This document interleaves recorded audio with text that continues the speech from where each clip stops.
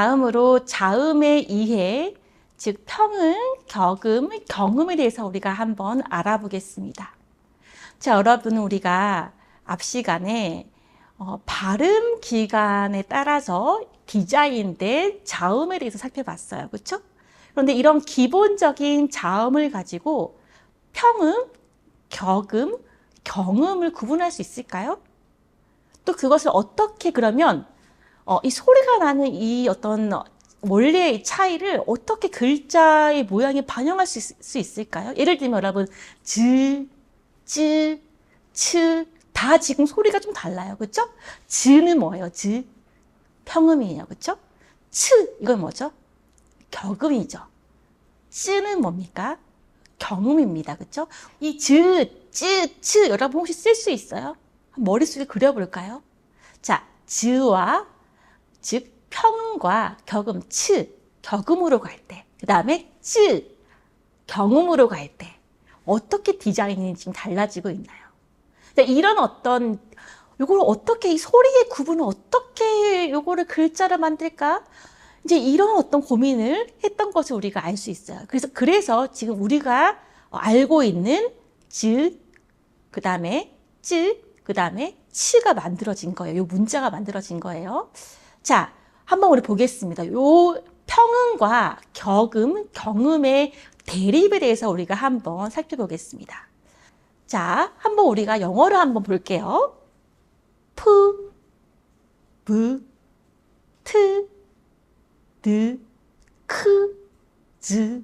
여러분, 자, 앞에는 무성음이고요. 부, 부. 약간, 자, 성대 약간 좀 떨리죠. 그쵸? 부, 푸. 안 떨려요. 부, 떨려요. 그쵸? 요게 바로 유성음이에요. 푸는 무성음. 그 다음에 브, 드, 즈. 요거는 유성음이에요. 조금 더 유성음이 어때요, 여러분? 푸, 트, 크보다 부, 드, 즈가 조금 더 부드럽죠. 자, 이 무성음과 유성음 사이의 관계가, 자, 여러분 디자인 한번 볼까요? 프와 부, 티와 드, 크와 즈 사이에 요 무성음과 유성음의 관계가 드러나 있나요? 안 드러나 있어요. 여러분, 우리 알파벳 배울 때 제일 헷갈렸던 게 뭐예요? 부, 드, 모양이 비슷하네. 그쵸? 헷갈렸죠? 자, 그 다음에 트는, 트와 드가 한 계열의 무성음과 유성음이다라는 거라고 몰랐을 거예요. 왜요? 모양이 너무 달라요. 그쵸? 크하고 즈도 뭔가 디자인이 완전 달라요. 그래서 이게 무성음과 유성음 사이로 구분되는 소리인지 우리가 전혀 알 수 없어요. 자, 이것은 무엇을 의미하냐면 이 음운 사이에 거친 소리, 댄 소리, 그 다음에 성대에 우리 성대, 목소리 나는 이 성대에 이 떨림을 유발하는 그런 어떤 소리의 어떤 체계적인 관계가 이 글자의 모양에 전혀 나타나지 않는다는 거예요. 여러분들이 알파벳을 공부할 때 부와 드를 헷갈렸던 거 바로 그 이유 때문입니다.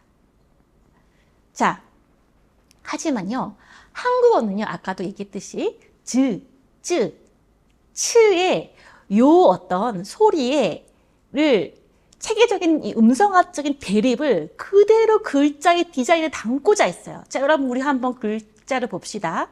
부, 푸, 뿌. 자, 부에서 어떻게 푸를 변합니까? 그쵸? 아래와 위에 그 획을 조금 더 길게 하면 되겠죠. 그쵸? 자, 그 다음에 부를 두 번 했어요. 뿌가 되죠. 그쵸? 이건 뭡니까? 경음이에요. 그쵸? 여러분, 우리 외국인 친구들 같은 경우 사실은 이런 평음, 격음, 경음을 구분해서 발음하기를 굉장히 어려워하죠. 특별히 이제 제가 이제 한 2급 그리고 3급 정도 돼도 아직까지 즈, 츠, 츠, 쯔 이거 구분 못하는 친구들이 너무 많아요. 자, 그런데 우리 글자를 보면 그제서야 이거는 뿌이구나. 글자를 보여주면 이거는 푸 거친 소리네. 이거를 구분하더라고요. 자, 그만큼 이 소리의 음성학적인 차이를 부와 뿌의 이 디자인이 잘 담고 있죠. 여러분, 부는 어떤 음입니까? 네, 그렇죠. 평음입니다. 푸, 어떤 음이에요? 자, 여러분, 격음은요, 우리 입술에 손을 이렇게 대고 푸 발음하면 어떻습니까? 우리의 이 공기, 입안에 있는 공기가 푸. 여러분, 종이를 대고 이렇게 발음해 보면 종이가 이렇게 흔들려요. 그쵸? 푸 같은 이런 거친 소리, 즉, 격음은 공기가 밖으로 터지기 때문에 종이가 이렇게 흔들립니다. 요 거친 소리는 이렇게 핵을 더했어요. 자, 드의 이 평음의 격음, 즉 거친 소리는 뭡니까? 바로 트이죠. 트, 바람이 한 번 더 나와요. 바람이 한 번 더 나오는 거 어떻게 표시할 수 있을까요? 그렇죠. 드 안에 중간에 획을 한 번 더 그어줍니다. 이게 바로 네, 격음이 되는 거죠. 자, 마찬가지로 경음, 뜨. 요 된 소리 어떻게 발음합니까? 아까 부를 두 번 만들어서 뿌를 만든 것처럼 드를 두 번 만들어서 된 소리, 즉 경음을 만들어요. 자, 크 발음해 볼까요, 여러분? 크. 자, 크. 바람이 나와요. 바람이 어떻게 나오는지, 바람의 그 존재를 어떻게 표시해요? 바람이 있어요. 그쵸? 그 안에 어떻게 해요? 드와 동일하게 핵을 한 번 더 그어줘요. 바로 그러면 크, 거친 소리, 경음이 되는 거예요. 자, 마찬가지로 된 소리도 그를 한 번 더 써줍니다. 이와 같이 좋은 위치가 같은 글자끼리 묶여 있어요. 자, 여러분들, 이거 굉장한 발명이지 않습니까? 이렇게 평음, 격음, 격음을 또 같은 좋은 위치, 즉 발음 위치가 같은 거죠. 그렇죠? 이 발음 위치에 따라서 이 소리의 어떤 특성에 따라서 이렇게 구분해서 디자인한다는 거 정말 정교한 발명이다라고 할 수가 있습니다. 자, 그래서 우리가 아까 제가 이야기했듯이 평음, 격음이 만들어지는 과정을 시각화하면은 다음과 같습니다. 네, 제가 아까 이야기한 것이죠. 그렇죠? 그래서 뭔가 이렇게 평음에서 격음, 또 평음에서 경음이 만들어지는 과정이 규칙적이에요. 체계적이에요. 이것은 어떤 의미가 있어요? 그렇죠. 세종대왕의 애민정신이 녹아져 있어요. 너무 익히기가 쉬운 거예요. 너무 배우기 쉬운 거예요. 여러분, 아까 알파벳처럼 크하고 즈 이거 다 달라요. 그렇죠? 이렇게 다른 디자인을 본다면 이게 비슷한 어떤 그런 조음의 어떤 위치에서 나는구나라는 것을 이해하기 힘듭니다. 근데 이렇게 비슷한 디자인을 하고 있으면 이 친구들은 뭔가 공통점이 있겠네라는 것을 이해할 수 있어요. 자, 그래서 여러분은 어때요? 세종이 아까 쉽게 익혀 편리하게 사용할 수 있는 문자를 만든다고 했어요. 자, 그래서 세종이 그렇게 이야기를 했기 때문에 그 약속을 지킨 거죠. 얼마나 쉽습니까? 그렇죠? 그래서 평은 글자를 두 개를 옆으로 나란히 놓으면 경음이 되고 평은 글자에 핵을 추가하면 경음이 되는 요 아주 단순한 원리로 이 음성학적인 차이를 모두 제시하고 있어요. 자, 이것은 뭐다? 우리가 그느, 드르, 그 다음에 아야, 어여 이렇게 모음 이런 것들을 음소 문자라고 해요. 아까 자질의 문자의 특성 뭐라고 했습니까? 그렇죠. 음성학적인 특성이 문자의 디자인에 겉모습에 드러나 있는 거예요. 그렇죠. 그래서 뿌는 어떤 이 디자인 자체가 음성학적 차이를 그대로 드러내기 때문에 한글은 음소 문자보다 더 세분화된 자질 문자로서의 특성을 가지고 있다라고 할 수가 있겠습니다. 자, 지금까지 여러분 우리가 한글의 자음의 이해, 평음, 격음, 경음에 대해서 우리가 살펴보았습니다. 우리 지금까지 2주차에서 우리가 배웠던 거 같이 한번 차분히 정리해 볼까요? 자, 2주차에서는 한글이 어떻게 만들어졌는지 그 배경과 원리에 대해서 우리가 같이 공부를 했습니다. 여러분, 역사적 배경을 우리가 요약한다면 뭐라고 할 수가 있습니까? 바로 세종의 애민 정신으로 우리가 이야기할 수가 있습니다. 세종은 백성을 너무나 사랑했고 그들의 삶이 조금 더 삶의 질이 개선되기를 바랬어요. 그 다음에 문자를 단순히 권력층만 사용하는 것이 아니라 그들도 자신들의 말을 담을 수 있는 어떤 그릇이 있기를 바랬습니다. 그리고 그 그릇은 한자, 즉 상형 문자여서 배우기가 조금 어려운 그런 한자와 달리 누구나 익힐 수 있는 그런 글자여야 한다고 생각을 했어요. 그래서 백성을 생각하는 세종의 그런 사랑하는 그런 마음 때문에 이 한글이 만들어졌다라고 하는 것을 우리가 공부를 했습니다.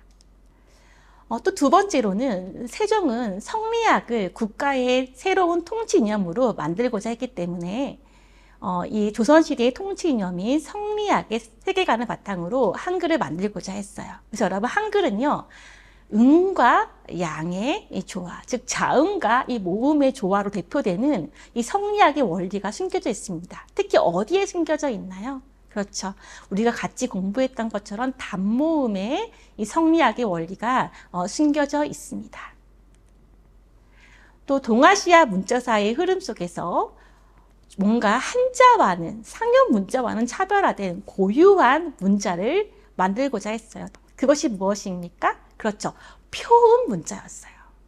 자, 동아시아 문자사에서 그 당시 상형 문자들이 주로 만들어지고 있었는데 독창적인 표음 문자를 만들어야 되겠다. 백성들이 쓰고 또 익히기 쉬운 그런 소리를 담는 어떤 그릇으로서 이 표음 문자를 만들고자 했습니다. 자, 이렇게 한글이 과학적인 어떤 문자다라는 것을 증명할 수 있는 근거가 뭐라고 했습니까? 그렇죠. 훈민정음은 해례본의 발견입니다.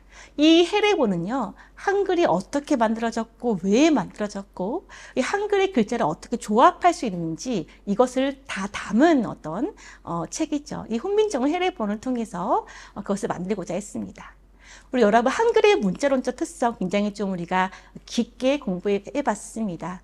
표음 문자로서의 특성을 가지고 있다는 것을 이야기를 했고요.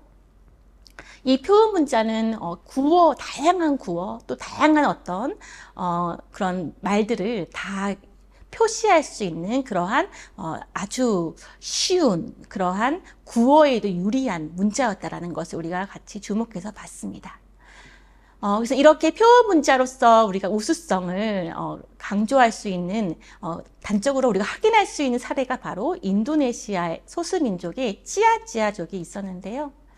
그것도 우리가 살펴보았습니다. 그리고 세 번째적인 특성으로 창제 연도와 목적이 밝혀진 체계적인 문자라고 하는 것을 우리가 알 수 있었습니다.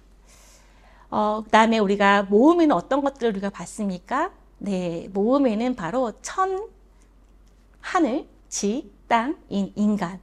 이 천과 지와 인이 조화를 이룬 이 성리학의 철학이 담겨져 있다라는 것을 우리가 알 수 있었죠. 그래서 이 단모음을 이 천과 지와 인의 이 조화를 통해서 이 모음이 여러 가지 모음으로 만들어지는 것을 우리가 같이 이야기를 했습니다. 그래서 단모음의 지사의 원리가 음과 양의 조화라는 것을 우리가 알 수 있었죠. 자음은 여러분, 단모음은 성리학을 담았어요. 자음은 뭐를 담았어요? 그렇죠. 자음은요, 과학을 담았어요. 어떤 과학이요? 발음 기관에 있는 이 발음 기관의 음성학적 특성을 그대로 담은 것이 바로 한글 자음입니다. 그래서 우리 자음은 이 소리를 어떻게 디자인하지? 라고 하는 세종의 엄청난 고민과 깊은 뜻을 우리가 발견할 수 있어요. 그래서 자음이야말로 한글이 얼마나 언어학적으로 과학적인 어떤 문자인지를 알려준다고 우리가 같이 이야기를 했습니다. 대표적으로 그, 느, 스, 무, 의가 어떤 발음 기관에서 발음되는지 어떤 모양을 본따서 만들어졌는지 우리 같이 살펴봤습니다. 즈, 츠, 쯔 이런 어떤 차이를 어떻게 디자인할 수 있냐라고 했을 때 그런 평음과 격음과 경음의 이런 대립적인 관계를 획을 하나 더하거나 그래서 격음을 만들거나 혹은 부를 반복해서 똑같은 자음을 반복해서 경음, 즉 된소리를 만들거나 해서 비슷한 글자로 이렇게 시각적으로 이렇게 디자인했다라고 하는 것을 우리가 알 수 있습니다. 여러분, 지금까지 우리 2주차를 강의를 딱 한마디로 요약한다면 뭐예요? 어떤 문장으로 만들 수 있습니까? 그렇죠. 세종대왕은 백성을 사랑하는 마음으로 백성이 편하고 쉽게 익힐 수 있는 어떤 문자? 네 글자입니다. 표음 문자를 만들고자 했다. 그 다음에 이 표음 문자의 자음에는 어떤 원리? 그렇죠. 조음 위치를 그대로 본따서 만드는 상형의 원리. 모음에는 음과 양의 조화를 담은 성리학, 즉 그 당시 조선시대의 통치 이념이었던 성리학의 철학을 담고자 했다는 것을 우리가 정리를 할 수 있겠습니다.